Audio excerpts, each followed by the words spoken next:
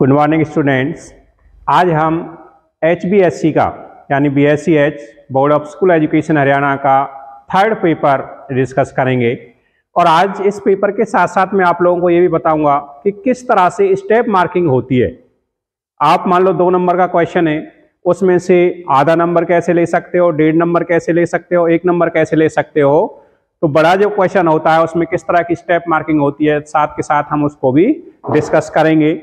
आप लोगों को इन पेपर से बहुत अच्छा खासा बेनिफिट होने वाला है। और ये पेपर सिर्फ HBSC के ही ना समझें बच्चे, ये CBSC पैटर्न है पूरा। CBSC और HBSC में कोई भी डिफरेंस नहीं है, सेम इसी तरह से पेपर डिजाइन होंगे। तो सभी ने इन पेपर्स को बड़े ध्यान से टाइम सेट करके इनकी प्रैक्टिस करनी है। कोई दिक्कत अगर आती है तो हेल्प लेनी है, या तो चैनल्स की हेल्प ले सकते हो या बुक्स की हेल्प ले सकते हो। तो आप लोग इसको अच्छे से करोगे, उम्मीद है। तो आप देखते हैं किस तरह से होगा। इसमें क्वेश्चंस पहले आपके सभी निर्देश दिए हुए होंगे, सारे पॉइंट्स आप लोग अच्छे से पढ़ लेंगे, सारी डायरेक्शंस प्रॉपर तरीके से आप लोग पढ़ लोगे। डायरेक्शंस पढ़ने के बाद तब आप प्रॉपर तरीके से अपना पेपर अटेम्प्ट करोगे, तो उससे आपको काफ़ी अच्छा खासा बेनिफिट मिलने वाला है। तो देखते हैं first question, what is the unit of cryoscopic constant. Cryoscopic constant की यूनिट क्या होगी? तो बताइए बच्चों, what is the unit of cryoscopic constant. ये आप लोगों ने कॉलिगेटिव प्रॉपर्टीज में सॉल्यूशन में पढ़ा हुआ है। तो क्या होगी इसकी यूनिट? बड़ा सिंपल है, इसकी यूनिट होती है केल्विन kg पर मोल। तो बड़े आसानी से इसका आंसर आप लोग दे सकते हो। नेक्स्ट क्वेश्चन हम देखते हैं। नेक्स्ट क्वेश्चन है second, what happens to conductivity upon dilution of a solution of strong electrolyte. Conductivity, अब यहां पर आप लोग ध्यान रखना, कंडक्टिविटी में एक पॉइंट ध्यान रखेंगे, थोड़ा एक्स्ट्रा बता देते हैं। स्पेसिफिक कंडक्टिविटी आए कप्पा, तो वहां पर डाइल्यूशन बढ़ाने पर कंडक्टिविटी घटती है। अदरवाइज नॉर्मल कंडक्टिविटी का जिक्र किया जाए, इक्विवेलेंट कंडक्टिविटी का जिक्र किया जाए, मोलर कंडक्टिविटी का जिक्र किया जाए, तो ये सभी on increasing dilution conductivity increases. क्यों इंक्रीज होगी? क्योंकि डाइल्यूशन बढ़ाने पर डिग्री ऑफ डिसोसिएशन बढ़ जाएगा, इसलिए नंबर ऑफ आयंस बढ़ जाएंगे, तो कंडक्टिविटी हाई होगी। तो क्या हो जाएगा बताइए इसका आंसर क्या होगा, बता सकते हो? तो इसमें हो जाएगा इंक्रीजेज। क्या हो जाएगी? Conductivity increases. ध्यान रखना है, कप्पा ये डिक्रीज होती है, अदरवाइज नॉर्मल इक्विवेलेंट की बात करें या मोलर की बात करें, ये इंक्रीज होंगे, या फिर जर्नल कंडक्टिविटी की बात करते हो तो इंक्रीज होगी। नेक्स्ट क्वेश्चन, नेक्स्ट क्वेश्चन आप चलेंगे, which of the following is a secondary cell. इनमें से कौन सी सेकेंडरी सेल है? इसमें से क्या है आंसर? निकल कैडमियम, ये सेकेंडरी सेल होती है। तो आप आसानी से इसका आंसर दे सकते हो। नेक्स्ट क्वेश्चन इसमें आ जाएगा, विच of the following is not a lanthanoid. इनमें से कौन सा लेंथेनॉइड नहीं है? तो आंसर क्या हो जाएगा इसका? आप लोगों ने किया, बताइए क्या है आंसर? तो आंसर हो जाएगा थोरियम, ये लेंथेनॉइड नहीं होता। नेक्स्ट क्वेश्चन आ जाएगा आपका, how many nitrogen atoms can make a coordinate bond in EDTA। EDTA कौन सा लिगेंड होगा भाई? EDTA होगा आपका हेक्साडेंटेट लिगेंड। क्या है EDTA? Hexadentate ligand. जब इसको आप देखते हो CH2CH2N, तो यहां पर 2 लॉन पेयर होती है EDTA। टेट्रा एसीटेट, इसकी फुल फॉर्म भी पूछ ली जाती है, इवन ये नीट में भी आया हुआ क्वेश्चन है EDTA पर, तो आप लोगों को पूछा जा सकता है, इंपॉर्टेंट क्वेश्चन है। इस तरह से हेक्साडेंटेट लिगेंड ये होगा CH2COO नेगेटिव, तो ये टेट्रा एसीटेट। तो इसका यही फुल फॉर्म हो जाएगी EDTA की, इथाइलिन डाईएमीन टेट्रा एसीटेट। क्या फॉर्म है? Ethylene diamine tetra acetate. तो क्या है इसमें? आंसर इसका हो जाएगा 2। कौन से 2? एक यहां से बनेगा और एक यहां से बनेगा, कर सकते हो। नेक्स्ट क्वेश्चन है, विच of the following is dihydroxy derivative of benzene. Dihydroxy जिस पर 2 OH हो, तो यहां पर जब बेंजीन बनाओगे आप लोग, तो यहां OH इस तरह से भी हो सकता है, इस तरह से हो सकता है, या फिर इस तरह से हो सकता है। तो ये आप लोग कर सकते हो। तो क्या है? ये A है, ये B है, ये C है। तो यहां पर क्या हो जाएगा? All of the above. क्या हो जाएगा? All of the above. Catechol, resorcinol, quinol. Dihydroxy, 2 hydrogen, dihydroxy derivative. Okay, next हो जाएगा question number 7। What is the name of the reaction in which toluene is treated with chromyl chloride to produce benzaldehyde. तो ये name reactions में आप लोगों को दे रखा है प्लेलिस्ट बना करके।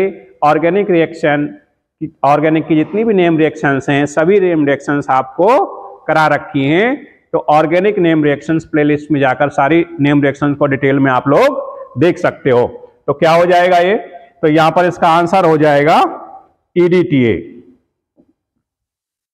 Etard reaction. क्या आंसर हो जाएगा बच्चों? Etard reaction. क्या हो जाएगा?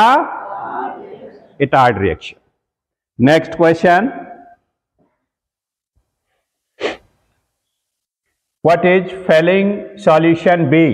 फेलिंग सॉल्यूशन B क्या होता है? आप लोगों को याद होगा। तो ये हो जाएगा एल्कलाइन सोडियम पोटासियम टार्ट्रेट। क्या हो जाता है? Alkaline sodium potassium tartrate. इसका आंसर हो जाएगा। Next, which of the following is most soluble in water. तो यहां पर ध्यान रखना है, सॉल्युबिलिटी के लिए वाटर में intermolecular hydrogen bonding and hydrophobic nature of alkyl chain. Alkyl chain के हाइड्रोफोबिक नेचर के इनवर्सली रहता है और इंटरमॉलिक्यूलर हाइड्रोजन बॉन्डिंग के डायरेक्टली रहेगा। तो इसमें किसकी सॉल्युबिलिटी सबसे ज्यादा हो जाएगी? सबसे ज्यादा सॉल्युबल हो जाएगा प्राइमरी अमीन, सेकेंडरी, टर्सरी, इस तरह से, क्योंकि इसमें हाइड्रोजन बॉन्डिंग ज्यादा होगी और एल्काइल ग्रुप छोटा होगा, जिसकी वजह से उसमें हाइड्रोफोबिक नेचर कम होगा। तो क्या आंसर हो जाएगा इसका? बताइए। मिथाइल अमीन प्राइमरी अमीन है। Next question number 10, what is हिंजबर्ग reagent. हिंजबर्ग reagent क्या होता है भाई? अमीन्स को डिस्टिंग्विश करने के लिए हम इसका यूज करते हैं। तो हिंजबर्ग रिएजेंट होता है बेंजीन सल्फोनाइल क्लोराइड। क्या होता है बच्चों? Benzene sulfonyl chloride. इस टेस्ट में किया हुआ भी है ये। प्राइमरी अमीन रिएक्ट करेगा और जो प्रोडक्ट बनेगा वो NaOH में क्लियर सॉल्यूशन देगा, सॉल्यूबल होगा। सेकेंडरी अमीन का क्लियर सॉल्यूशन नहीं होगा, इनसॉल्यूबल होगा, टर्सरी रिएक्ट नहीं करेगा। तो identification of primary, secondary and tertiary amines के लिए हम इसको यूज कर लेते हैं। बेंजीन सल्फोनाइल क्लोराइड होता है हिंजबर्ग रिएजेंट। तो नेक्स्ट क्वेश्चन देखते हैं, विच of the following is an essential amino acid. Amino acids 2 तरह की होती हैं, एसेंशियल एंड नॉन एसेंशियल। यहां से भी क्वेश्चन आ जाता है, इंपॉर्टेंट टॉपिक है। एसेंशियल जिनको हम अपनी बॉडी में सिंथेसाइज नहीं कर पाते, तो हमें डाइट में उनको लेना बहुत जरूरी हो जाता है, एसेंशियल हो जाता है, इसलिए उनका नाम एसेंशियल है। जिनको हम अपनी बॉडी में सिंथेसाइज कर लेते हैं उनको हमें डाइट में लेना कंपलसरी नहीं होता है, इसलिए उनको हम नॉन एसेंशियल कह देते हैं। तो यहाँ पर एसेंशियल अमीनो एसिड का एग्जाम्पल हमारे पास हो जाएगा लाइसिन, ग्लाइसिन, एलेनिन, प्रोलिन, ये नॉन एसेंशियल अमीनो एसिड हैं। नेक्स्ट क्वेश्चन हम यहाँ पर देखेंगे, deficiency of which vitamin causes cheilosis. Cheilosis होता है बच्चों माउथ, जो मुंह के पोर्शन या ये हिस्से क्रैक होने लग जाते हैं, ड्राई होने लग जाते हैं, इसे चिलोसिस कहते हैं। और ये चिलोसिस होता है बच्चों विटामिन B2 की डेफिशिएंसी से ये होता है। तो विटामिन से भी बच्चों क्वेश्चन आता है, तो आपने ये ध्यान रखना है। विटामिन भाई इसकर भी किससे होगा, सी से होगा, नाइट ब्लाइंडनेस ए से होगा, rickets, bending of bones vitamin D से होगा, हिमरेज या कोई किसी भी तरह का है विटामिन के से होगा, फर्टिलिटी प्रॉब्लम्स हैं विटामिन ई से होगा। तो इस तरह से ध्यान आप लोगों ने रखना है। तो क्या रखोगे यहाँ पर, इसका आंसर क्या हो जाएगा, विटामिन B2। तो यहाँ आंसर हो जाएगा। नेक्स्ट क्वेश्चन आप यहाँ पर देखेंगे, thyroxine is an iodinated derivative of which amino acid, किस अमीनो एसिड का। Next question, thyroxine is an iodinated derivative of which amino acid. तो इसका हो जाता है टायरोसिन। टायरोसिन इसका आंसर होता है। Tyrosine development, body building, growth, metabolic activities, इन सभी में इन्वॉल्व होता है, इसलिए बहुत इंपॉर्टेंट अमीनो एसिड है। नेक्स्ट क्वेश्चन आप देखेंगे, question number 14, double stranded structure of DNA. Double stranded structure of DNA किसकी वजह से होगा ये, तो बताइए। इसमें ध्यान रखना है, double stranded helical structure of DNA क्या है, सेकेंडरी। सेकेंडरी स्ट्रक्चर बच्चों होता है, क्या होगा, सेकेंडरी स्ट्रक्चर ये होगा। कर सकते हो, तो इसलिए आंसर हो जाएगा सेकेंडरी। नेक्स्ट इसमें करते हैं, नेक्स्ट क्वेश्चन देखो 15, द क्वेश्चन बिलो कंसिस्ट। अब यहां पर असर्शन और रीजन बच्चों, ये क्वेश्चन इस बार HBSC में नया जुड़ा है, CBSE में पहले से ही आता रहा है। इसमें ध्यान रखना है, हमेशा रीजन से असर्शन आप निकालोगे तो क्वेश्चन सही करोगे हमेशा से। तो ये ध्यान रखना है, दोनों का कॉम्बिनेशन होना चाहिए, दोनों एक दूसरे के एग्जैक्ट एक्सप्लेनेशन होने चाहिए। तो देखते हैं भाई, यहां पर तो मैं दे रखा है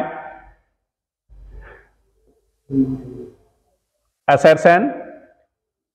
असर्शन है with testosterone. Testosterone is the major sex hormone produce in male. ठीक है, सही है, टेस्टोस्टेरोन मेल्स में सीक्रेट होता है। Next, testosterone participate in the control of menstrual cycle. इसको ये कंट्रोल नहीं करता, इसलिए ए आपका राइट है लेकिन आर आपका रॉन्ग है। अब आपने देखना जिसमें ए राइट और आर रॉन्ग, तो कौन सा आंसर हो जाएगा, सी। ए ट्रू है, आर फॉल्स है। इस तरह से आप कर सकते हो। नेक्स्ट क्वेश्चन आपका आ जाता है 16, फिर से वही असर्शन। असर्शन आपका आ गया, तो पढ़िए क्या होगा, reaction of propene with HCl yield chloropropene as major product. Reason इसका addition of HCl to produce follow Markovnikov rule. Confirm है भाई, मार्कोनिकोव रूल को एडिशन को फॉलो करता है। अगर मार्कोनिकोव एडिशन फॉलो होता है तो यहां मेजर प्रोडक्ट क्लोरोप्रोपेन ना होकर के क्या होना चाहिए था, 2 क्लोरोप्रोपेन होना चाहिए था। इसलिए ये क्या हो गया, गलत हो गया, और ये सही हो गया। अब देखिए जिसमें असर्शन गलत हो और रीजन सही हो, तो कौन सा ऑप्शन हो जाएगा बच्चों, डी। तो डी इसका राइट आंसर हो जाएगा। नेक्स्ट क्वेश्चन हम देखते हैं। नेक्स्ट 17th क्वेश्चन है बच्चों, unit of rate constant for radio active decay. Radio active decay के लिए रेट कांस्टेंट की जो यूनिट है वो क्या होती है? Time inverse. क्योंकि रेडियो एक्टिव डिके होता है बच्चों first order reaction, first order होता है, टाइम इनवर्स ये राइट है। Radio active decay is a pseudo first order, first order होगा, स्यूडो फर्स्ट नहीं होता, ये रॉन्ग हो गया। तो कौन सा आंसर आपका बन जाएगा बोलिए भाई? ए राइट आर रॉन्ग, तो आंसर हो जाएगा C, as true but R as false. Okay, next question हम यहां पर कर लेते हैं। नेक्स्ट हो जाएगा क्वेश्चन नंबर 18। क्वेश्चन हो गया भाई assertion air is an ideal solution. Air क्या है? Ideal solution. तो आइडियल वर्ड यूज नहीं करोगे, ठीक है, रियल सॉल्यूशन यहां करते हो सकता था, ठीक है। तो ये क्या हो गया? रॉन्ग हो गया। The solution which ओवरऑल्स law over entire range of concentration, सभी कंसंट्रेशंस पर फॉलो करता है तो आइडियल होगा, तो इसलिए सही है। तो यहां पर आर राइट है, ए रॉन्ग है, तो ऑप्शन डी हो जाएगा। ओके, चलिए आगे चलते हैं। नेक्स्ट, अब यहां से आप लोगों के डिस्क्रिप्टिव क्वेश्चंस स्टार्ट होते हैं। तो यहां पर मैं आप लोगों को ये भी डिस्कस करूंगा कि किस तरह से स्टेप मार्किंग होगी, कहां कहां पर आपका मार्क्स कटेगा और किस तरह से आप लोग गेन करोगे। अगला क्वेश्चन है भाई actinoid contraction is greater from element to element than that of lanthanoids. Actinoids में कॉन्ट्रैक्शन ज्यादा क्यों होता है इन कंपैरिजन टू लेंथेनॉइड्स? तो आप लोगों को पता है एक्टिनॉइड्स में क्या होगा भाई, 5F के अंदर इलेक्ट्रॉनिक फिलिंग होगी और लेंथेनॉइड्स में 4F। तो 5F की जो शील्डिंग है वो पुअरर शील्डिंग होती है, यहां पुअरर शील्डिंग। इस शील्डिंग की वजह से क्या हो जाएगा, जो कॉन्ट्रैक्शन है वो ज्यादा होगा। क्यों? जब शील्डिंग यानी जो कवर है वो पुअर होगा तो उसके बाद जो इफेक्टिव न्यूक्लियर चार्ज ज्यादा एक्सपीरियंस किया जाएगा, और जब इफेक्टिव न्यूक्लियर चार्ज ज्यादा होगा तो उससे क्या है कि पूरा पूरा सेल ही सिकुड़ जाएगा, कॉन्ट्रैक्ट कर जाएगा, तो उसका साइज छोटा हो जाएगा। इसलिए लेंथेनॉइड्स के कंपैरिजन में एक्टिनॉइड्स कॉन्ट्रैक्शन ज्यादा होता है, तो इसको आप लिख सकते हो। नेक्स्ट क्वेश्चन है what are alloy? Name important alloy which contains lanthanoid metals. Alloy क्या होता है? तो एलॉय होता है बच्चों होमोजीनियस मिक्सचर। क्या होगा? होमोजीनियस मिक्सचर ऑफ टू और मोर मेटल्स। दो या दो से अधिक मेटल्स का एक होमोजीनियस मिक्सचर होगा, जिसको हम मेल्ट करके अच्छे से मिक्स कर देंगे, होमोजीनियसली मिक्स कर देते हैं, और उसके बाद जैसे हम उसको कोल्ड करते हैं तो एक सॉलिड सॉल्यूशन मिल जाएगा, तो इसे हम एलॉय कहते हैं। इसका एग्जाम्पल, सबसे अच्छा एग्जाम्पल इसका मिक्स मेटल आपका आ जाता है। तो एग्जाम्पल इसका आ जाएगा मिक्स मेटल, मिक्स मेटल, तो आप लिख सकते हैं। अब आपने ये 2 नंबर का था भाई होमोजीनियस, 1 मार्क्स आपको यहां मिल जाएगा, 1 मार्क्स आपको यहां मिल जाएगा। इसी तरह से मान लो इसके और में क्वेश्चन है calculate the spin only magnetic movement of M2 positive, जिसका एटॉमिक नंबर कितना हो 27। तो यहां पर जब इसमें लिखते हैं M2 पॉजिटिव में, तो यहां जब आप लिखेंगे तो D, जब यहां अनपेयर्ड इलेक्ट्रॉन आप निकालते हो तो इसमें अनपेयर्ड इलेक्ट्रॉन आपके आ जाएंगे 3, अनपेयर्ड इलेक्ट्रॉन इसमें 3, भाई लिख सकते हो 27 M2 पॉजिटिव। तो जब 7 इलेक्ट्रॉन डी में जाएंगे, 7 इलेक्ट्रॉन जब डी में आप फिल करोगे, तो डी में जब 7 इलेक्ट्रॉन फिल करते हो, 5 आपके ऑर्बिटल होते हैं ये इस तरह से, पहले एक एक सभी को, उसके बाद पेयरिंग 5 हो गए, ये 7 हो गए, तो यहां पर 3 अनपेयर्ड इलेक्ट्रॉन बचते हैं। तो आधा मार्क्स आपको यहां मिल जाएगा जब आपने 3 अनपेयर्ड इलेक्ट्रॉन लिख दिया।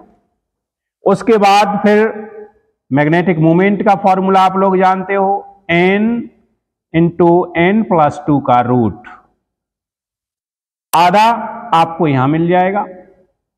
उसके बाद फिर इसकी वैल्यू पुट करिए, वैल्यू पुट करेंगे 3 + 2, तो ये आ जाएगा √15 आ गया। अब आपने इसको सॉल्व किया, तो ये आया 3.87, यहां आपको हाफ और मिल जाएगा। और यदि इसकी आप यूनिट लिख देते हो बोहर मैग्नेटॉन, तो आधा यूनिट का हो गया, आधा इस आंसर का हो गया। तो इस तरह से स्टेप मार्किंग होती है। यदि आप लोग कहीं छोड़ देते हो, यहां पर छोड़ दिया आपने, तो आपको 1 मार्क्स मिल गया।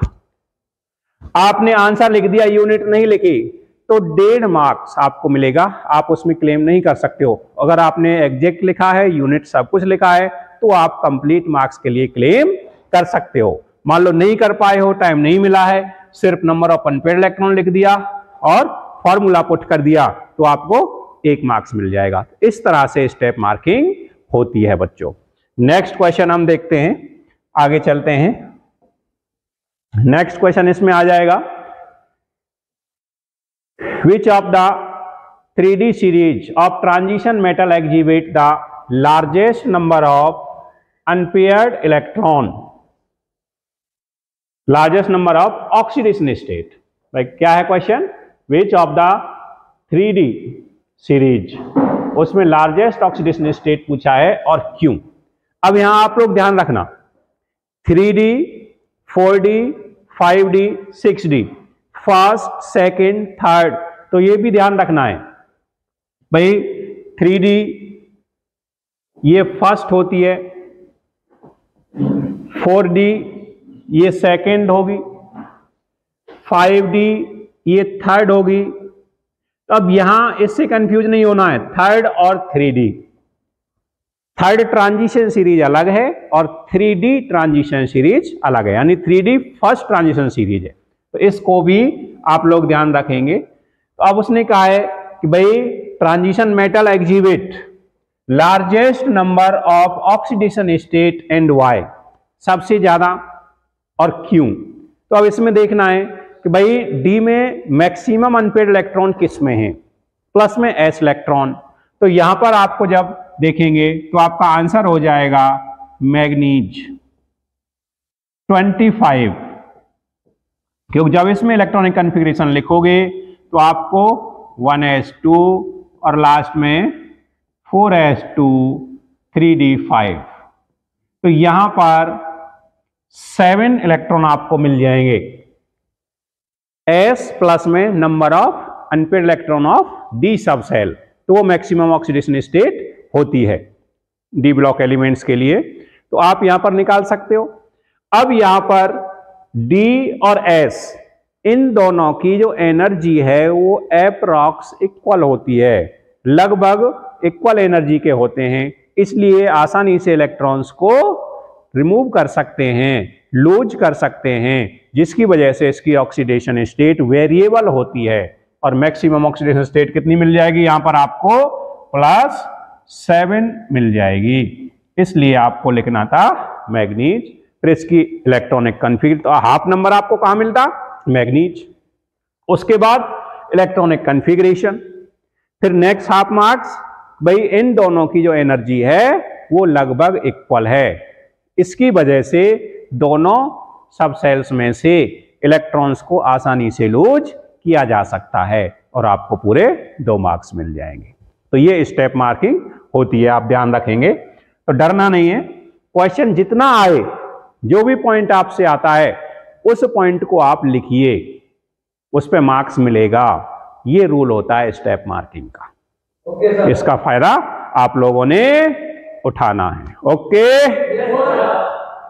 चलिए नेक्स्ट आ जाता है draw the structure of optical isomer COEN whole thrice. तो ऑप्टिकल आइसोमर आपने ड्रॉ करना है। बड़ा सिंपल है भाई, CO। इस तरह से जब आप ये बनाते हो तो ऑप्टिकल में आपने ध्यान रखना है बच्चों कि इसका ऑक्टाहेड्रल ये बनता है।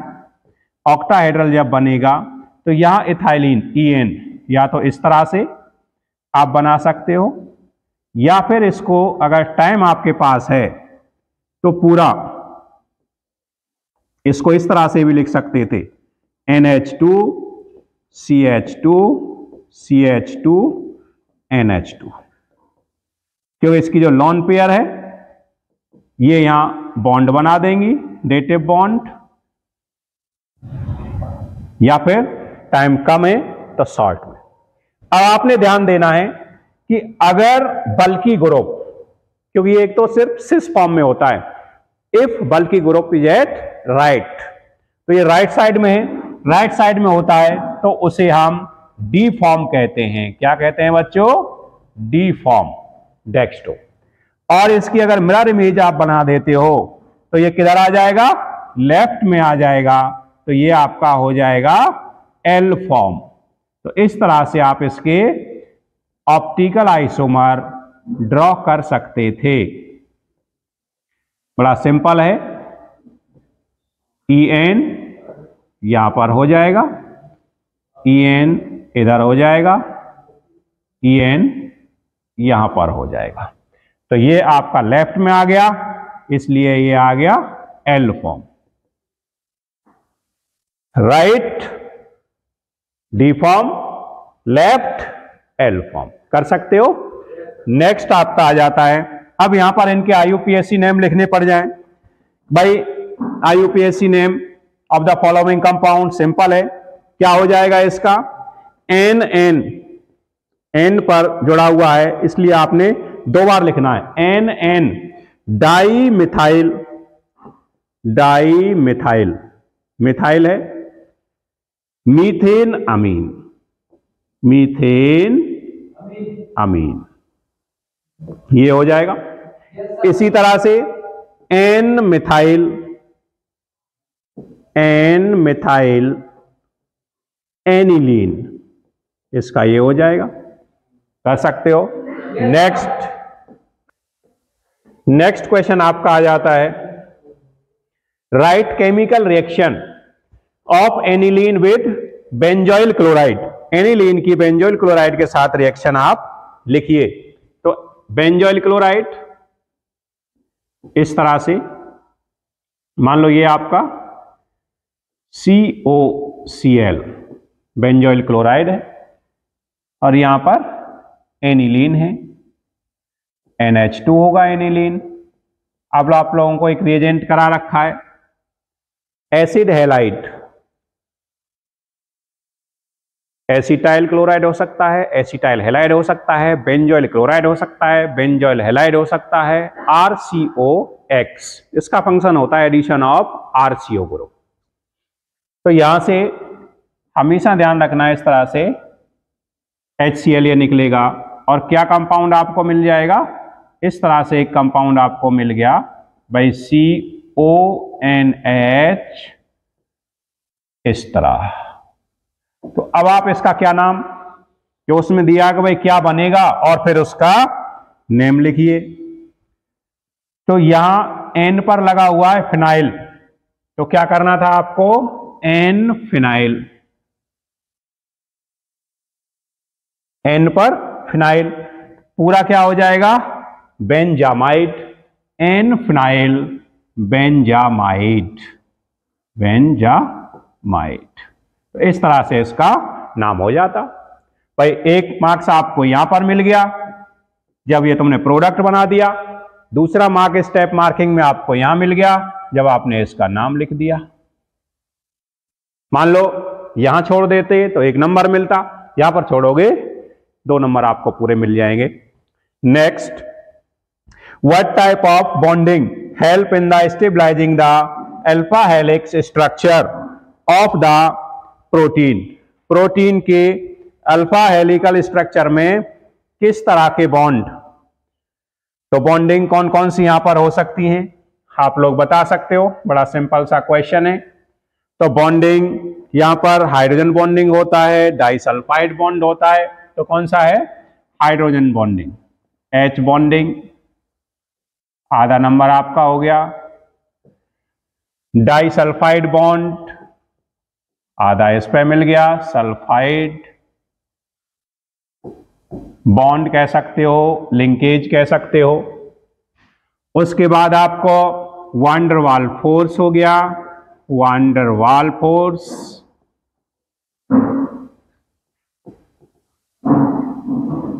आधा फिर से हो गया। और नेक्स्ट है electrostatic force of attraction, electrostatic force of attraction. तो इस तरह से ये 4 फोर्स इसको बाइंड करते हैं। आपको हाफ पॉइंट चारों पर मिल जाएगा और आप इसका आंसर कर सकते हो। और difference between globular and fibrous protein, भाई फाइब्रस प्रोटीन और ग्लोबुलर प्रोटीन बड़ा सिंपल है। ग्लोबुलर प्रोटीन क्या हो जाएगा और फाइब्रस प्रोटीन, ग्लोबुलर प्रोटीन जो आपका रहता है ये सॉल्यूबल इन वाटर रहेगा, ये सॉल्यूबल होता है इन वाटर। यहां पर इसका पॉइंट आ जाएगा इनसॉल्यूबल, ये इनसॉल्यूबल हो जाएगा। दूसरा पॉइंट ग्लोबुलर प्रोटीन, ये क्या है? ये स्फेरिकल शेप होता है, स्फेरिकल शेप रहेगा। ये लीनियर थ्रेड लाइक, लीनियर या थ्रेड लाइक शेप रहेगा। Globular protein mainly present in enzymes, तो ये एक तरह से फंक्शनल प्रोटीन है।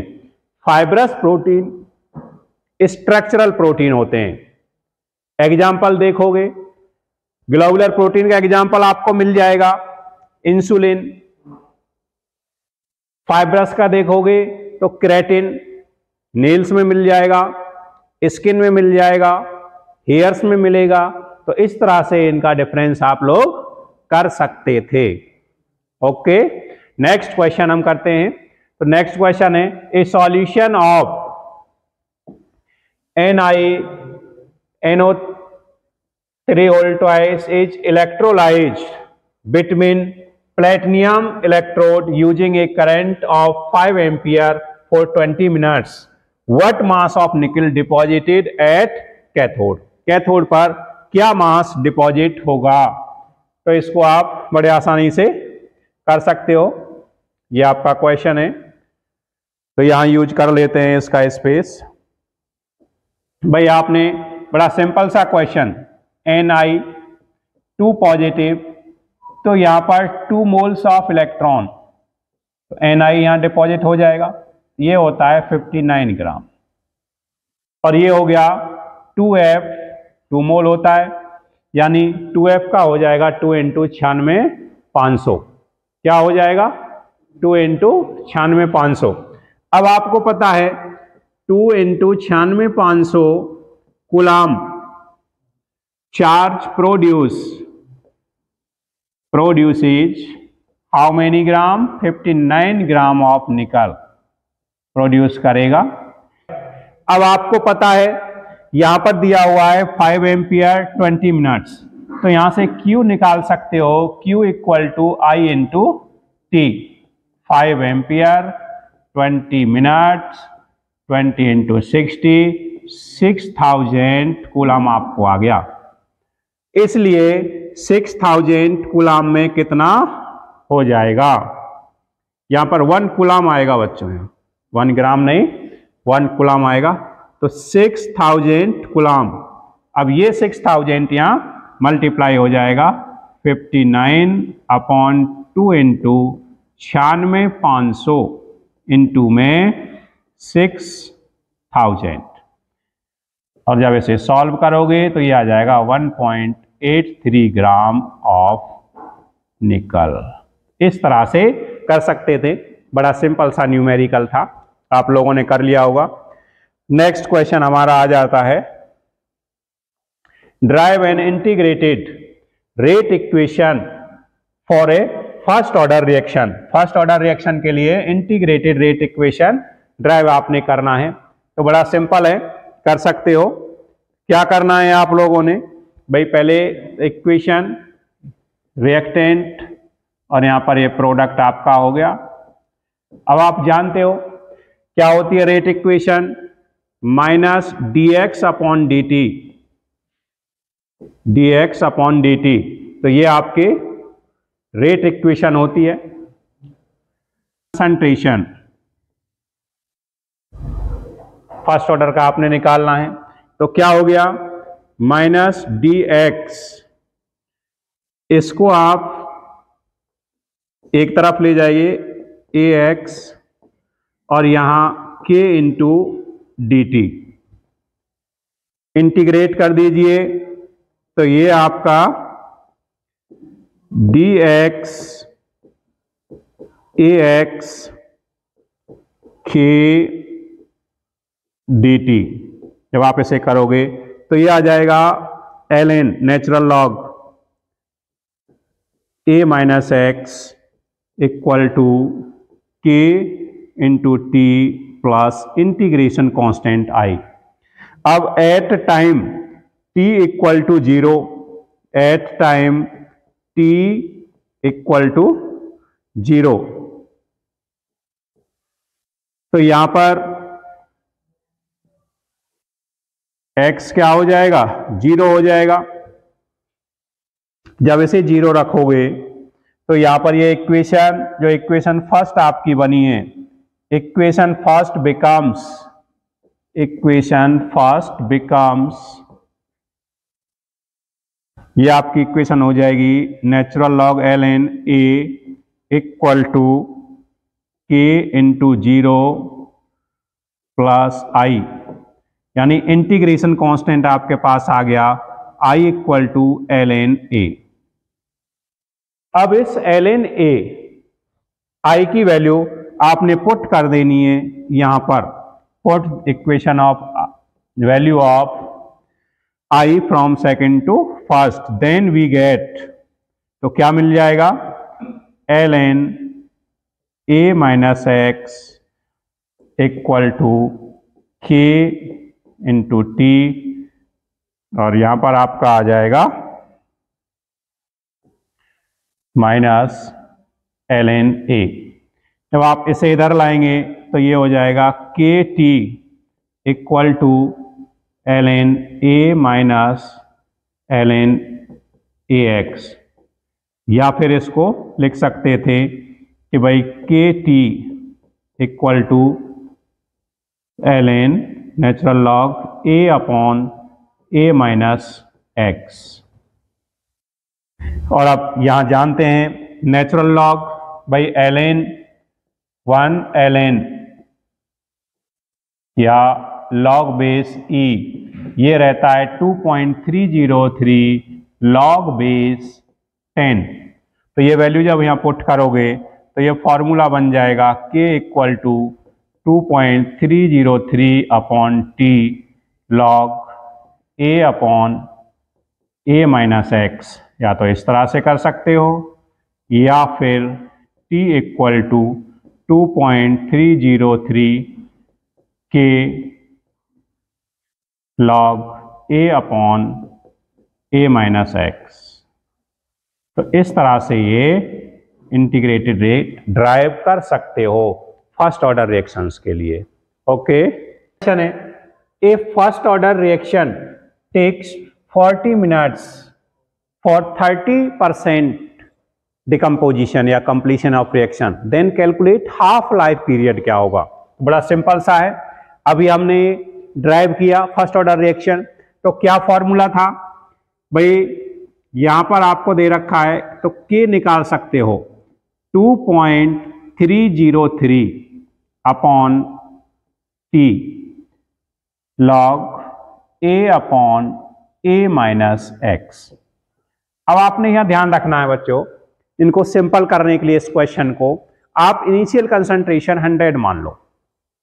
तो जितना परसेंट डिकम्पोज होगा वो डायरेक्ट वही हो जाएगा। मान लो ए आपने मान लिया 100, तो x आपका हो जाएगा 30।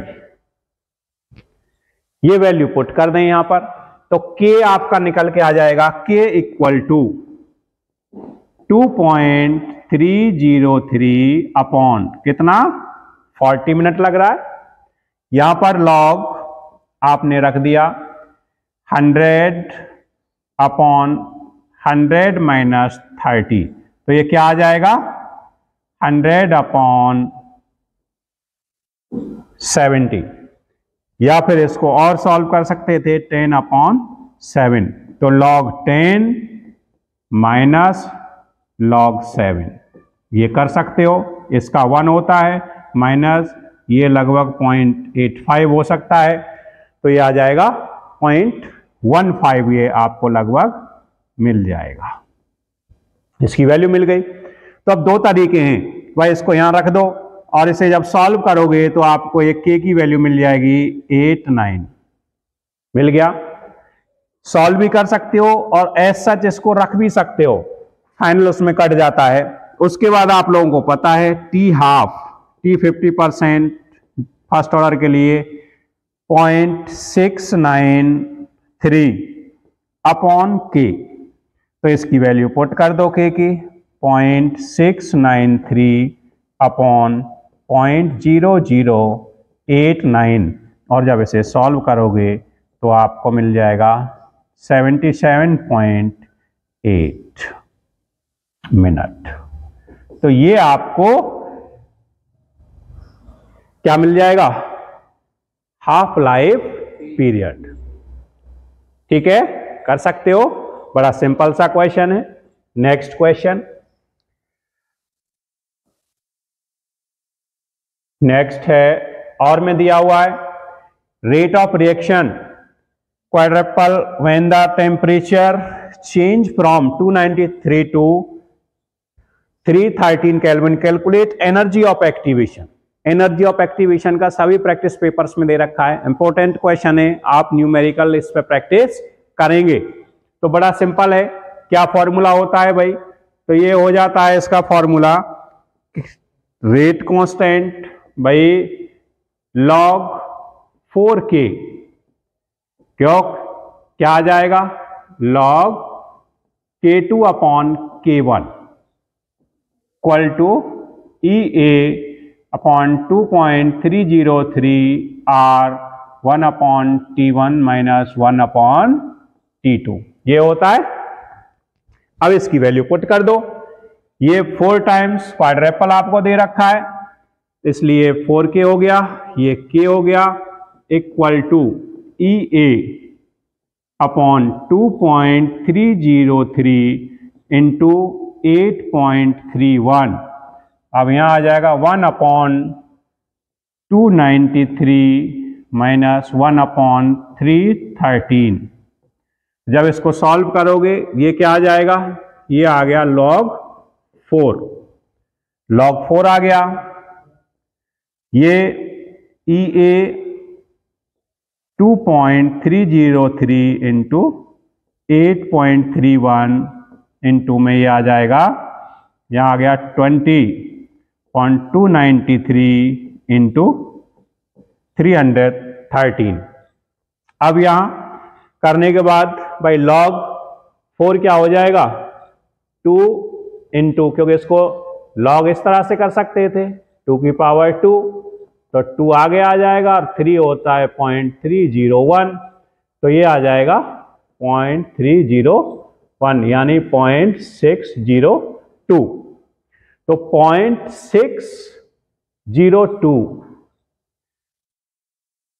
उसके बाद इनटू में ये चले जाएंगे और इसे जब तुम सॉल्व करोगे EA 2.303 इंटू 8.31 ये है, तो ये डिवाइड हो जाएगा 20/293 इंटू 313, ये ऊपर चला जाएगा और जब इसे सॉल्व करते हो तो यहां पर EA आपको मिल जाएगा 52863.3 जूल। इसको आप लोगों ने किलो में रखना है तो आंसर आ जाएगा 52.86 किलो जूल पर मोल। तो इस तरह से आप एनर्जी को निकाल सकते हो बच्चे। तो ये हो जाएगा। नेक्स्ट हम यहां पर चलते हैं। Arrange the following compounds in increasing their property as indicated. तो किस तरह से जो प्रॉपर्टी दे रखी है उसमें उसी के ऑर्डर में इसको अरेंज करना है। तो कैसे अरेंज करोगे? तो यहां पर आपने देखना है, पहला दे रखा है एसिटैल्डिहाइड, एसीटोन, डाइब्यूटाइल कीटोन, थाइल। तो इनको फर्स्ट रख लिया, सेकंड, थर्ड, फोर्थ, ये हमने नंबरिंग दे दिया। अब आपने इनका ऑर्डर इंक्रीजिंग ऑर्डर, उसमें कह रखा है इंक्रीजिंग ऑर्डर, और वो भी क्या? रिएक्टिविटी। तो रिएक्टिविटी का इंक्रीजिंग, तो सबसे पहले एसिटैल्डिहाइड ये फर्स्ट हो जाएगा। तो एसिटैल्डिहाइड इंक्रीजिंग में सबसे ज्यादा, सबसे बाद में होता है, यानी फर्स्ट एसीटोन, सेकंड, उसके बाद डाई टर्सरी ब्यूटाइल, और यह मिथाइल टर्सरी ब्यूटाइल है तो मिथाइल टर्सरी ब्यूटाइल आ जाएगा, और सबसे लास्ट में रह जाएगा इस तरह से। तो क्या ऑर्डर आ जाएगा इसका? ऑर्डर इसका आपको मिल गया कि भाई सबसे ज्यादा है एसिटैल्डिहाइड है, फिर सेकंड पर एसीटोन है, थर्ड पर मिथाइल टर्सरी है, और डाई टर्सरी है सबसे कम। तो ये ऑर्डर इनका बच्चों हो जाएगा, कर सकते हो। नेक्स्ट सेकंड पार्ट दे रखा है भाई इसकी एसिडिक स्ट्रेंथ, अम्लता। तो एसिडिक स्ट्रेंथ में आपने फिर से नंबरिंग दे लो भाई, इस कंपाउंड को फर्स्ट मान लिया, इसको सेकंड मान लिया, इसको थर्ड मान लिया, इसको फोर्थ मान लिया। तो एसिडिक, अब यहां पर देखो, यहां बी आर है, जब इंडक्टिव देखेंगे तो यहां -I, डिस्टेंस कम है, उसके बाद यहां पर डिस्टेंस बढ़ गया, ये बी आर इस पे आ गया, पहले इस पे था, अब ये इस पे आ गया, डिस्टेंस बढ़ा। तो कौन सा हुआ इसमें से? तो सबसे पहले आपको करना है, यहीं पे ले लेते हैं, तो आपने हो जाएगा फर्स्ट इंक्रीजिंग करना है, उसके बाद आपको मिलेगा सेकंड। ये दोनों -I इफेक्ट की वजह से हुआ। उसके बाद आप यहां पे आ जाइए, इन दोनों में +I इसमें ज्यादा होगा यहां पर, क्योंकि यहां पर ये दो ग्रुप हैं, इसमें कम होगा, तो ये आ जाएगा फोर्थ, और उसके बाद आ जाएगा आपका थर्ड। तो इस तरह से आप इसको कर सकते हो। तो क्या हो गया इसका भी बच्चों? ये हो जाएगा थर्ड, फोर्थ, सेकंड, फर्स्ट। तो ये इंक्रीजिंग हो गया, कर सकते हैं इसी तरह से ऊपर वाले का हुआ था। नेक्स्ट हम आगे चलते हैं। नेक्स्ट है benzoic acid, 4 nitrobenzoic acid, 3,4 di nitrobenzoic acid, 4 methoxybenzoic acid. यहां भी एसिडिक स्ट्रेंथ का पूछा हुआ है, फर्स्ट, सेकंड, थर्ड, फोर्थ। अब यहां देखिए बेंजोइक एसिड है सभी में,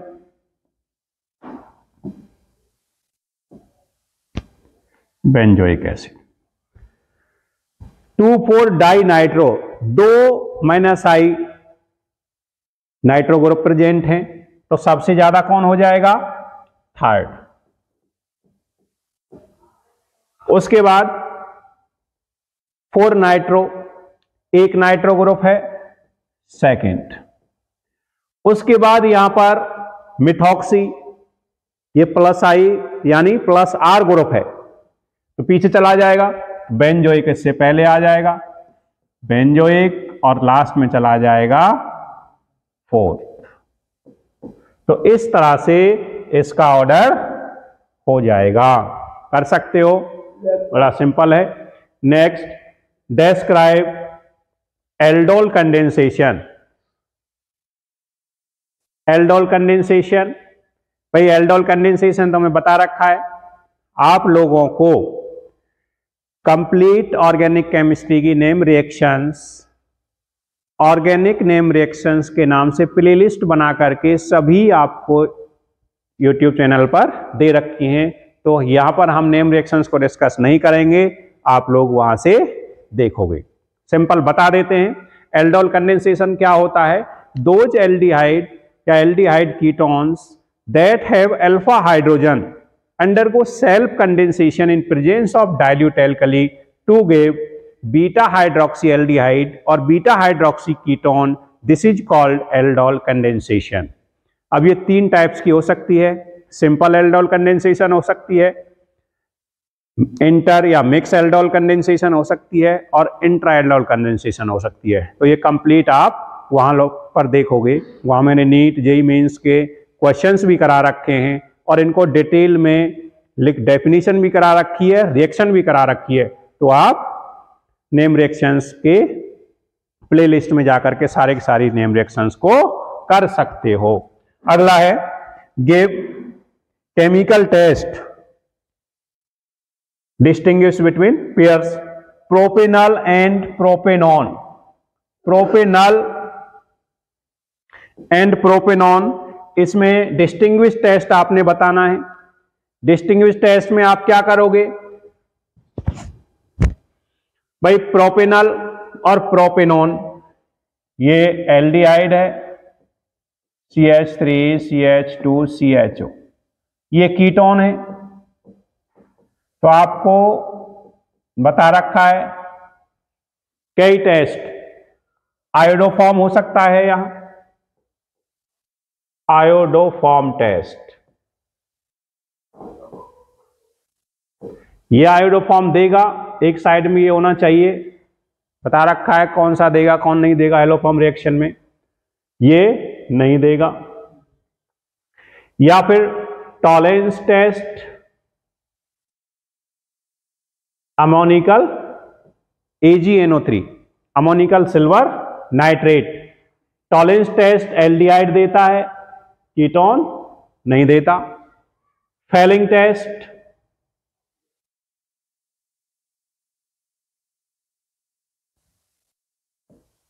ये भी एल्डिहाइड देता है, कीटोन नहीं देता। तो इस तरह से नाम लिख सकते थे। अगला benzaldehyde, benzoic acid and ethyl benzoate. यहां पर कौन सा टेस्ट यूज कर सकते हो, sodium bicarbonate, sodium carbonate test use कर सकते हो। तो यहां सोडियम कार्बोनेट, सोडियम कार्बोनेट या फिर sodium bicarbonate, bicarbonate test use कर सकते हो। कार्बोक्सिलिक एसिड इसको देता है, इसके साथ CO2 and water and sodium salt मिल जाएगा, ये टेस्ट नहीं देगा। तो इस तरह से इसको डिस्टिंग्विश कर सकते हो।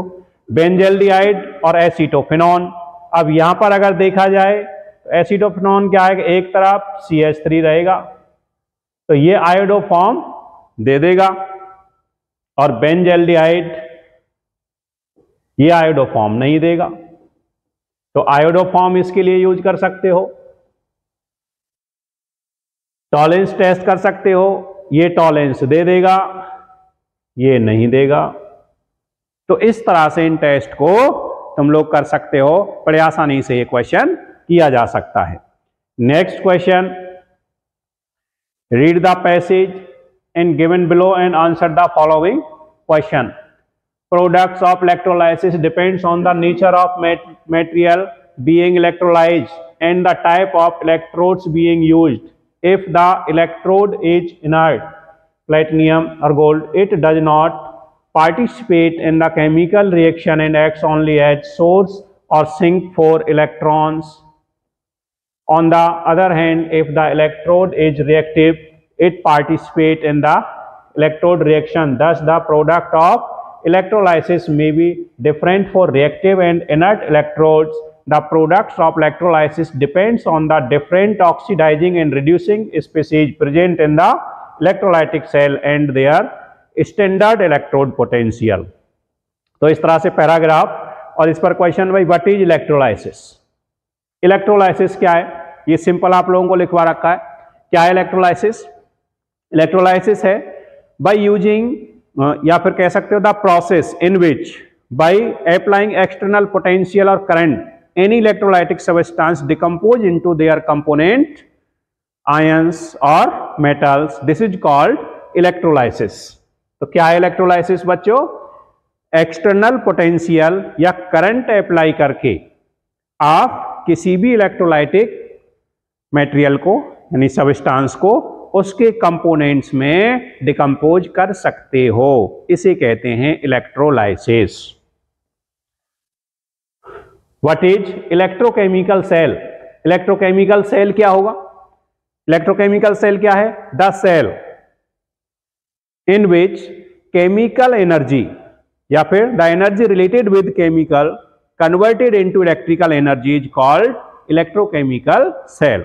The cells in which energy related with chemicals are converted into electric energy is called electrochemical cell. कर सकते हो? क्या हो जाएगा? अगर लिखना भी है तो वन वर्ड में इसको लिख सकते हो। इलेक्ट्रोकेमिकल क्या था कि energy related with chemicals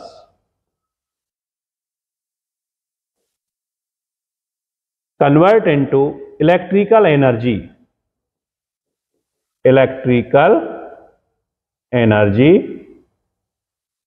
with the help of redox reactions। क्या कहलाएगा? इलेक्ट्रोकेमिकल सेल कहलाएगा। How can you convert electrochemical cell into electrolytic cell? Electrochemical को इलेक्ट्रोलाइटिक में कैसे कर सकते हो? यदि एक्सटर्नल पोटेंशियल यानी voltage more than the EMF of electrochemical cell is applied।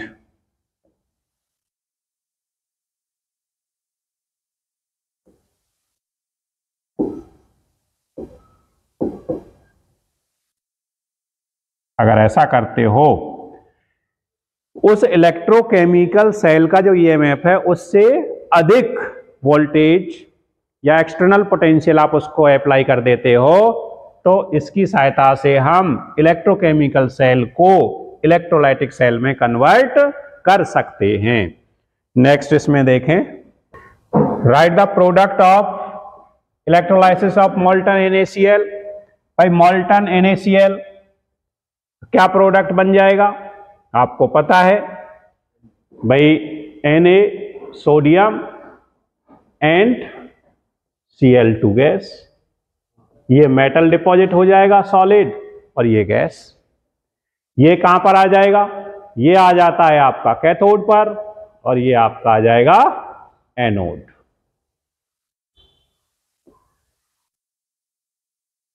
Anode cathode कर सकते हो। Next, right one use of electrolysis. Electrolysis का यूज इलेक्ट्रोप्लेटिंग में कर सकते हो। इलेक्ट्रोप्लेटिंग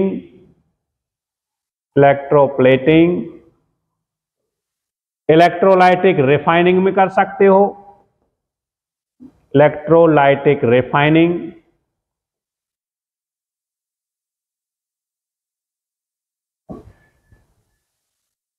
एक्सट्रैक्शन, इलेक्ट्रोलाइटिक एक्सट्रैक्शन में कर सकते हो, extraction of metal, extraction of metal, जैसे सोडियम हो गया, मैग्नीशियम हो गया, तो इस तरह से इसका हम यूज कर सकते हैं।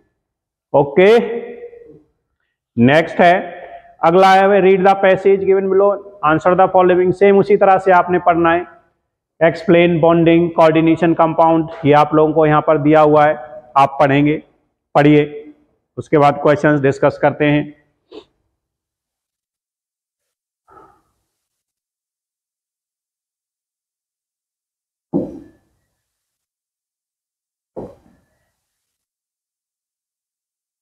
ये आपका कंप्लीट पैराग्राफ है, पढ़ लिया होगा आप लोगों ने। तो देखिए इसमें क्वेश्चन, अब इसमें आता है first, which of the above mentioned complex is inner orbital complex. अब देखिए इनर ऑर्बिटल कॉम्प्लेक्स क्या होता है, those complex compound in which n-1d used in hybridisation. यदि n-1d यूज होता है स्ट्रॉन्ग फील्ड गेन्स की वजह से, तो इनर ऑर्बिटल या लो स्पिन कॉम्प्लेक्स कहलाते हैं, और अगर nd यूज होता है तो उन्हें हम outer orbital high spin complex कहते हैं। तो क्या हो जाएगा यहां पर बच्चों, इफ n-1d अगर ये यूज होता है तो ये होता है इनर ऑर्बिटल, जो यहां पर पूछा हुआ है आप, इनर ऑर्बिटल या फिर लो स्पिन कॉम्प्लेक्स या हाइपोलिगेटेड कॉम्प्लेक्स। और यदि nd यूज होता है तो यहां पर हो जाएगा आपका आउटर। तो यहां पर CO के साथ जो ये कंपाउंड होते हैं ऑर्बिटल, एवं मेंशन्ड कॉम्प्लेक्स इनर ऑर्बिटल, तो ये स्ट्रॉन्ग फील्ड की तरह एक्ट करेगा। स्ट्रॉन्ग फील्ड की तरह जब एक्ट करता है तो पेयरिंग अगेंस्ट हुंस रूल हो जाता है, इसलिए यहां पर जो हाइब्रिडाइजेशन होती है तो आंसर आपका आ जाता है CONH3 6+3। तो ये इसमें इनर ऑर्बिटल है। हाइब्रिडाइजेशन इसकी देखी जाएगी तो हाइब्रिड इनर है तो D2sp3 हो जाएगी। नेक्स्ट इसमें हम देखते हैं आगे मैग्नेटिक नेचर। अब यहां पर ये वीक फील्ड लिगेंड है COF। अगर आपको याद ना रहे तो आप ध्यान रखना, वाटर एंड हेलोजन को वीक में रख लेना, बाकी सभी को स्ट्रॉन्ग में रख लेना, आपके लेवल का क्वेश्चन हो जाएगा, तो ये ध्यान रखना। तो यहां हेलोजन ये वीक फील्ड लिगेंड है, पेयरिंग नहीं होगी, अनपेयर्ड इलेक्ट्रॉन होगा, इसलिए मैग्नेटिक नेचर कैसा हो जाएगा इसका, पैरामैग्नेटिक नेचर हो जाएगा। ज्योमेट्री COF6, ज्योमेट्री भाई 6 लिगेंड हैं, sp3d2 इसकी हाइब्रिडाइजेशन आएगी। जब हाइब्रिडेशन आएगी तो क्या हो जाएगी ज्योमेट्री, ऑक्टाहेड्रल इसकी ज्योमेट्री हो गई। How many unpaired electron present in central atom of ये, अभी यहां देखा ऑल पेयर्ड हो गए थे ऊपर, तो यहां पर आ जाएगा 0, अनपेयर्ड इलेक्ट्रॉन इसमें 0 रहेंगे। भाई निकाला कैसे था, जब CO+3 निकालोगे 27 इसमें होता है, तो D में कितने आ जाएंगे, 6।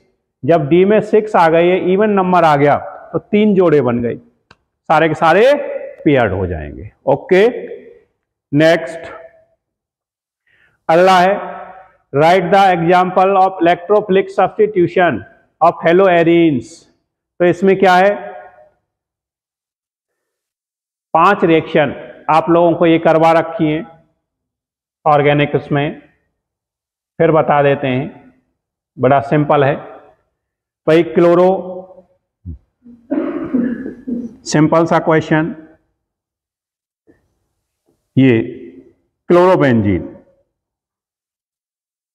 क्लोरोबेंजीन, तो ये 5 के 5 रिएक्शन आपको यहां हेलोजिनेशन Cl2 AlCl3, तो ये हेलोजिनेशन हो जाएगा, halogenation. Next concentrate HNO3 plus concentrate H2SO4, ये नाइट्रेशन हो जाएगा, नाइट्रेशन। कंसंट्रेट सल्फ्यूरिक एसिड अगर लिया जाए H2SO4, तो ये सल्फोनेशन हो जाएगा, sulphonation. CH3Cl AlCl3, Friedel craft alkylation, Friedel Crafts acylation, CH3CO Cl AlCl3, तो ये फ्रीडल क्राफ्ट हो जाएगा, Friedel craft alkylation and Friedel Crafts acylation, ये सारी की सारी नेम रिएक्शन हमने करा रखी। तो इसमें क्या हो जाएगा, ortho and para dichlorobenzene, ortho and para. यहां पर क्या लग जाएगा भाई, नाइट्रेशन में ClNO2 ऑर्थो पे लगेगा या पैरा पर लगेगा, तो क्या हो जाएगा 2 क्लोरो नाइट्रो बेंजीन हो जाएगा, या ऑर्थो यहां पर 4 हो जाएगा, कर सकते हो। यहां पर 1,2 डाइक्लोरोबेंजीन हो जाएगा, 1,4 डाइक्लोरोबेंजीन हो जाएगा। यहां सल्फोनिक एसिड हो जाएगा, बेंजीन सल्फोनिक ClSO3H ऑर्थो पर या फिर पैरा, क्योंकि ये हेलोजेंस क्या होते हैं,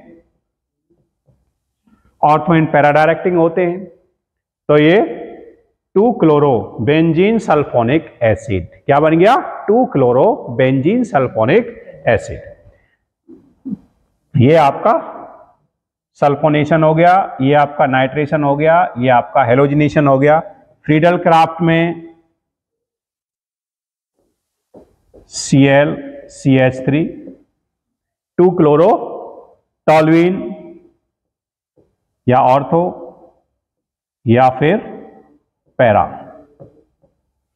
ऐसे ही फ्रीडल क्राफ्ट एसाइलेशन में एसीटोफिनॉन, 2 क्लोरो एसीटोफिनॉन या 4 क्लोरो एसीटोफिनॉन यहां पर हो जाएगा।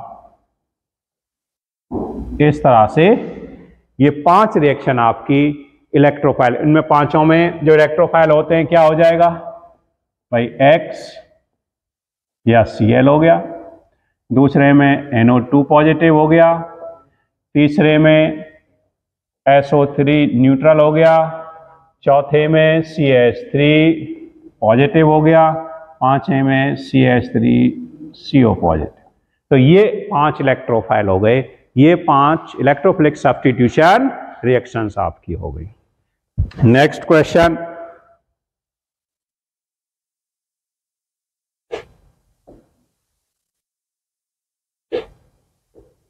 कन्वर्जेंस आपने करने हैं ethanol into ethyl fluoride, ethanol से इथाइल फ्लोराइड, इथेनॉल से इथाइल फ्लोराइड किस तरह से कन्वर्ट करोगे, बड़ा सिंपल है। पहले आप क्या करिए, पहले इसको भाई इथेनॉल CH3 CH2OH, यहां पर SOCl2 डाल दो या कंसंट्रेट HCl प्लस ZnCl2 डाल दो, तो यहां से ये ब्रेक होगा। क्या फंक्शन, तो मैं रिएजेंट की भी प्लेलिस्ट बना करके आपको दे रखी है। तो रिएजेंट, ऑर्गेनिक केमिस्ट्री के जितने भी रिएजेंट हैं उन्हें भी आप रिएजेंट की प्लेलिस्ट में जाकर 20 से 30 रिएजेंट हैं वो सारे के सारे आप कर सकते हो, जो 18 पॉइंटों में करा रखे हैं। तो क्या हो जाएगा, CH3 CH2Cl। उसके बाद AgF, आपको halide exchange reaction sword reaction कराई थी। कौन सी रिएक्शन कराई थी, स्वार्ट रिएक्शन, स्वार्ट रिएक्शन करा रखी है। तो यहां से ये एक्सचेंज हो जाएगा CH2F। इस तरह से आप बना सकते हो ethyl fluoride. Bromomethane into propanone, ये सिंपल है। ब्रोमोमीथेन CH3Br, इसके कई तरीके हो सकते हैं भाई। KCN, तो क्या बन जाएगा CH3CN। उसके बाद इसमें CH3MgBr हाइड्रोलाइसिस करा दो, तो आपको यहां CH3COCH3 मिल जाएगा। एसीटोन प्रोपेनॉन बन गया। एक रास्ता ये हो सकता था। दूसरा आप इसको और कर सकते हो, सोडियम एसिटलाइड से इसे रिएक्ट करा दो, तो आपको ये मिल जाएगा CH3C≡CH। उसके बाद हाइड्रोलाइसिस जैसे ही आप कराते हो, हाइड्रोलाइसिस, फिर रीअरेंजमेंट, टॉटोमराइजेशन, टॉटोमेराइजेशन,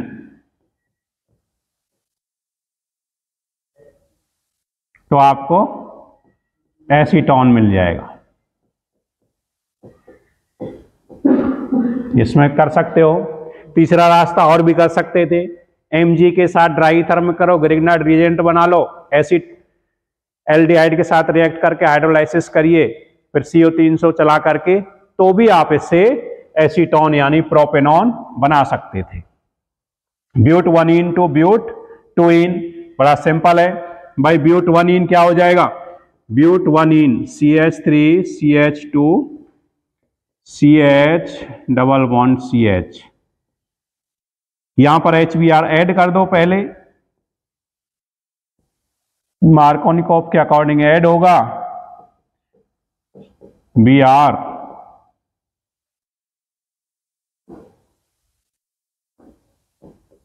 CH3। उसके बाद आपको रिएजेंट करा रखा है एल्कोहलिक KOH, एल्कोहलिक KOH। तो क्या करेंगे, सेट जेफ के अकॉर्डिंग ये रिमूव हो जाएगा, तो आपका ये ब्यूट 2इन बन जाएगा। बड़े सिंपल तरीके से आप इसको बना सकते थे। Next aniline to chlorobenzene. Aniline को पहले डाईएजोटाइजेशन, एनिलीन NH2, पहले diazotisation NaNO2 plus HCl 0 to 5 degree Celsius या फिर 273 से 278 केल्विन, तो यहाँ BDC बन जाएगा, benzene diazonium chloride salt N2Cl। BDC बन गया, बेंजीन डाइजोनियम क्लोराइड सॉल्ट। अब इस बेंजीन डाइजोनियम क्लोराइड सॉल्ट को आप क्या करिए, जब इसको सेंडमेयर रिएक्शन CO2Cl2 से HCl में डिजॉल्व करके, तो यहां पर क्या बन जाएगा, आपको क्लोरो बेंजीन मिल जाएगा। तो इस तरह से आप सेंडमेयर रिएक्शन, गटरमान रिएक्शन, इनका आप यूज कर सकते हो। उसके बाद क्लोरो इथेन टू ब्यूटेन, एक और नेम रिएक्शन आपको करा रखी है, स्वार्ट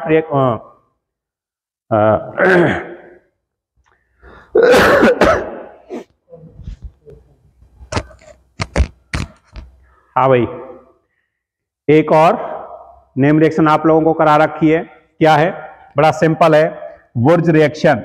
तो यहां पर क्या करेंगे भाई, CH3CH2Cl plus 2Na dry ether CH2CH3 dry ether.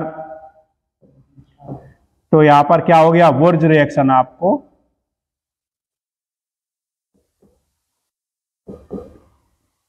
तो यहां क्या बन जाएगा, एन ब्यूटेन बन जाएगा, CH2CH2CH3। इस तरह से इन पांचों कन्वर्जेंस को आप लोग कर सकते हो। ओके, नेक्स्ट चलते हैं। दो क्वेश्चन आपके और बचे हैं, इन्हें और फिनिश कर देते हैं। Name the reagent used in the following reactions. अब ये रिएजेंट आप लोगों को करा रखें, रिएजेंट की लिस्ट आप लोगों को दे रखी है, बताइए कौन सा क्या रिएजेंट होगा। अब देखिए, oxidation of primary alcohol to carboxylic acid. Primary alcohol को कार्बोक्सिलिक एसिड में कौन ऑक्सीडाइज करेगा? एसिडिफाइड KMnO4 या K2Cr2O7। तो क्या होगा भाई यहाँ पर? KMnO4 या K2Cr2O7 एसिडिफाइड, इसलिए यहां लिखोगे concentrate H2SO4। Oxidation of primary alcohol to aldehyde, यहां पर तुम्हें बता रखा है Cu 300 डिग्री सेल्सियस यूज कर सकते हो, या पर PCC पाइरीडीनियम क्लोरोक्रोमेट यूज कर सकते हो, या फिर CrO3 है, और डिहाइड्रोजिनेशन H2 रिमूव करके एल्डिहाइड बना देगा। प्राइमरी अल्कोहल से एल्डिहाइड बनाएगा, सेकेंडरी से कीटोन। ये रिजेंट में आप पढ़ सकते हो, सारा करा रखा है। Bromination of phenol 2,4,6। अब यहां देखो 2,4,6 अगर कराना है तो ब्रोमीन वाटर लेना है, यानी पोलर सॉल्वेंट लेना है। अगर ऑर्थो एंड पैरा करना है तो नॉन पोलर सॉल्वेंट लेना है। तो यहां पर आपने Br2 वाटर आपने लेना है, Br2 वाटर, ब्रोमीन वाटर यहां पर आपका काम आएगा। Benzyl alcohol to benzoic acid, यहां पर फिर आपने वही एसिडिफाइड KMnO4 या K2Cr2O7 कंसंट्रेट H2SO4, इस तरह से कर सकते हो। Dehydration of propane two ol to propene, dehydration के लिए आप लोगों को करा रखा है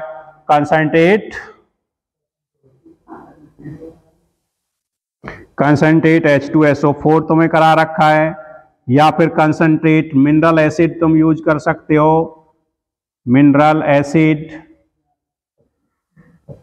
या फिर Al2O3 या फिर P2O5। तो इस तरह से आप लोगों को ये सारे फॉर्मेट रिएजेंट में दे रखे हैं। आप लोग रिएजेंट की प्लेलिस्ट में जाकर सभी रिएजेंट्स 20 से 30-35 रिएजेंट हैं वो जो 18 पॉइंटों में हो रखे हैं, उससे कंप्लीट ऑर्गेनिक का NEET, JEE Mains, JEE Advance, CBSE, HBSC and other state boards के सभी कन्वर्जन्स, सभी क्वेश्चंस सॉल्व हो जाते हैं, कर सकते हो। अगला क्वेश्चन नेक्स्ट, ये हो गया नेम रिएक्शन, कॉलवेज, रीमर्टीमन रिएक्शन, ये सारी की सारी नेम रिएक्शन में आपको दे रखी हैं, नहीं छेड़ेंगे। नेक्स्ट आ जाता है what is colligative property. Colligative property क्या है? Those physical properties which depends upon number of ions in case of electrolytic substance and number of particles or molecules in case of non-electrolytic substance such as glucose, starch, glycogen, etc. are called as colligative property। तो एक number आपको यहाँ मिल गया। उसके बाद है which colligative property is considered the best। तो इसमें आपने ऑस्मोटिक प्रेशर को यूज करना है। ऑस्मोटिक प्रेशर को ही क्यों यूज करना है? तो दूसरा नंबर मिल गया जब आपने बता दिया ऑस्मोटिक प्रेशर। अब आपने 3 नंबर लेने, 3 पॉइंट उसके लिख दीजिए। ऑस्मोटिक प्रेशर को इसलिए यूज करते हैं कि इसको रूम टेम्परेचर पर बड़ी नॉर्मल तरीके से टैकल किया जा सकता है। दूसरा, इसमें मोलरिटी यूज की जाती है। तीसरा, ये इसका जो मैग्नीट्यूड है वो प्रॉपर होता है, मैग्नीट्यूड हाई होता है, तो डाइल्यूट सॉल्यूशंस के लिए भी वैल्यू उसकी हाई आती है, इसलिए आसानी से डील किया जा सकता है। नेक्स्ट, इसको बाई मॉलिकुलर रिएक्शंस में यूज कर सकते हैं जो कि हायर टेम्परेचर पर डिकम्पोज हो जाती हैं, को डील नहीं देती, जबकि रूम टेम्परेचर पर बाई मॉलिकुलर रिएक्शंस या बाई मॉलिक्यूल्स में इसको यूज किया जा सकता है। इसलिए ऑस्मोटिक प्रेशर को बेस्ट मेथड माना जाता है टू डिटरमाइन मोलर मास। कर सकते हो। उसके बाद और में भी है, इसे भी कर देते हैं, 1 मिनट जाएगा, कोई नहीं, हो गया। Azeotropes, what are the azeotropes? Azeotropes क्या है? Those mixtures in which after mixing the complete mixture boils at a same temperature, constant temperature, as called azeotropes. क्या है एजियोट्रॉप? जिसमें 2 या 2 से अधिक इस तरह के कंपोनेंट ऐड किए गए हैं जिनके बॉइलिंग पॉइंट डिफरेंट है। जैसे वाटर का 100 है, इथेनॉल का 88 है, लेकिन इनको पर्टिकुलर 1:4 में मिक्स किया जाए तो इनका 65 हो जाता है। तो इन्हें हम एजियोट्रॉप्स कहते हैं। अगर 2 कंपोनेंट हैं तो बाइनरी एजियोट्रॉप्स, 3 कंपोनेंट हैं टर्नरी एजियोट्रॉप्स, 4 हैं क्वाड। तो इस तरह से एजियोट्रॉप्स कहलाएंगे। एजियोट्रॉप्स 2 टाइप्स के होते हैं, लो boiling azeotropes and high boiling azeotropes. Low boiling azeotropes those azeotropic mixtures which boils below the boiling point of their components।